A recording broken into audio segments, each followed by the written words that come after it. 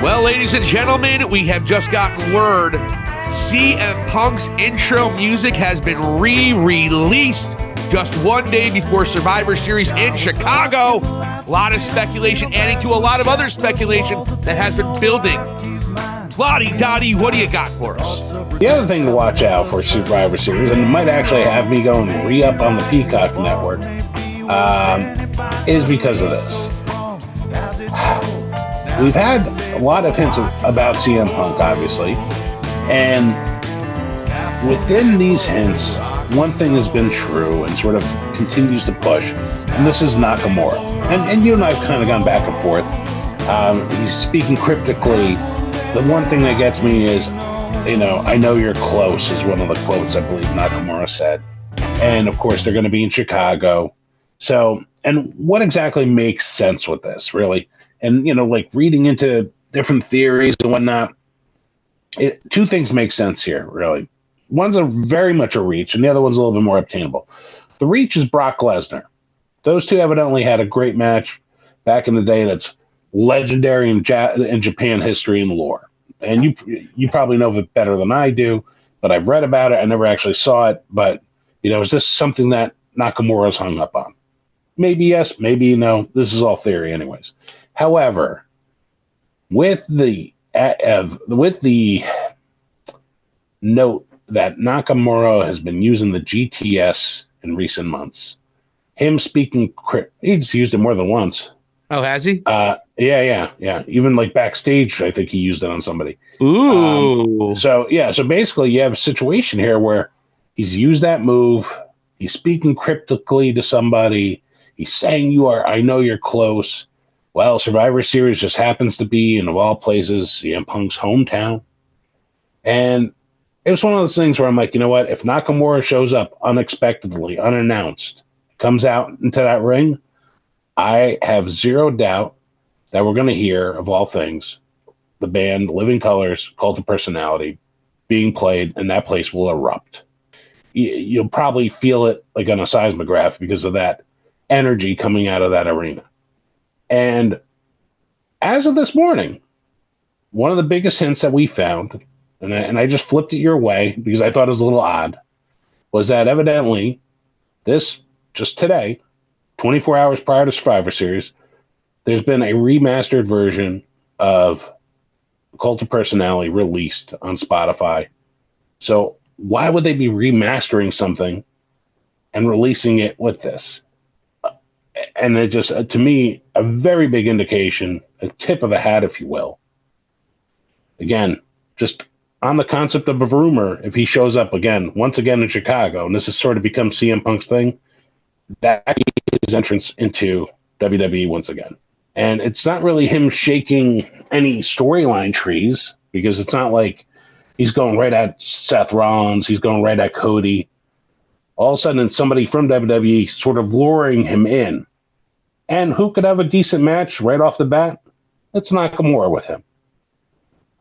So this is what has been mentioned, and and as you actually flipped me the Spotify link for it as well. So this is all pretty legit. So it'll be very interesting to see if Mr. Phillip Brooks shows up in his favorite city with his favorite people, and that's just one of the things to go and create a further buzz about WWE.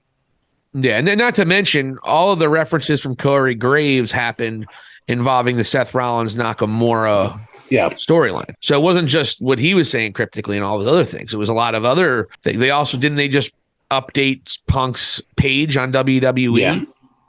The reality, and he's still the number 2 merch seller in AEW right now, by the way, folks. Yeah.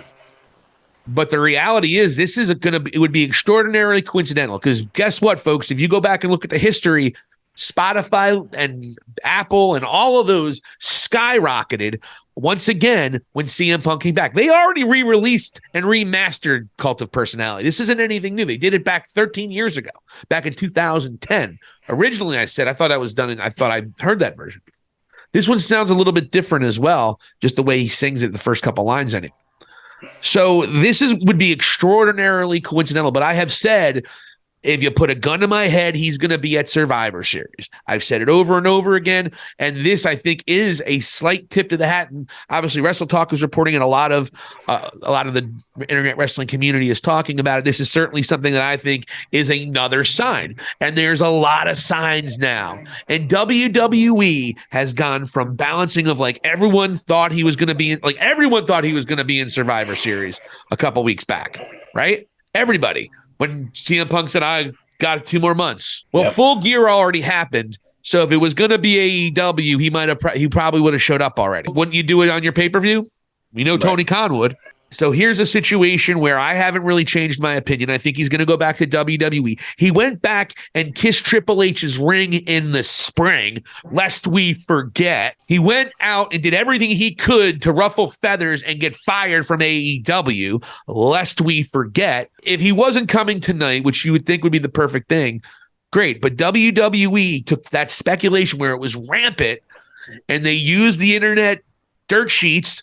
WWE officials said there's been no current talks with CM Punk. They don't want people to be disappointed. Look, I told you this when Phil Brooks and CM Punk said, I think it's sold out, and he was coy about it. He's had a very similar coy response when it was about his return to wrestling with AEW back in 2021. It was the same vibe. He will be there. I said it the whole time. I also said he probably won't last more than 2 years in the company because he's going to want to be a top guy. And I don't believe he will do or be good enough to get his WrestleMania main event. But as far as Survivor Series, I'm not going to say I'm disappointed because WWE has done that great balancing act of keeping the intrigue there, and where it's not like, okay, we know he's going to be there for the first dance, I believe it was called. We knew he was going to be there. He opened the show. Boom. It was great. Phenomenal moment. This is going to be different because there is going to be a lot of people saying, thought you hated this place. Didn't you build your legend on this? So that's great, though. But either way, he's still one of the most entertaining professional wrestling the last 20 years. And we have to all agree on that, whether you hate him or not. You love when he has a mic in his hand, and he has the ability, similar to what we saw with Santos Escobar and Drew McIntyre. They're kind of doing what Punk did. You get to see his side of the story. He always makes you think, and he always makes sense from his perspective. And I believe he will be there in Nakamura. You're 100% right on all your points. So absolutely. I think it, but this living color situation, the only question would be is why would CM Punk tell them? It's just a risk that someone could leak something. So if they're keeping this under wraps, phenomenal job. Because WWE hasn't really fed into it recently, but they fed into it so much a month and a half ago. The Nakamura promos, though, I will say, there's one part of all that makes sense. And that's, I know you're close. It's in Chicago. Was he close in that moment? Because you speak, who knows how it was translated. Also, I'm going to take everything you have. What's he taking from CM Punk? His pride? I think you mentioned, come on. That's fine. Come on. I think the promos from Nakamura aren't as much of a telltale sign of everything else. And if they are, I think they could be conveyed a little bit better because I don't know. But again, that might be a reason they're trying to really surprise the Chicago crowd tomorrow night. So that could be the big part of what we see. But again, I'm kind of droning on. But this wouldn't be too much of a surprise for me. I knew Punk was coming back when he got fired from AEW. I thought he would be back because again, going back to and kissing the ring the last time they were in Chicago for a WWE Monday Night Raw, hugging it out with Triple H, so to speak. Quite literally.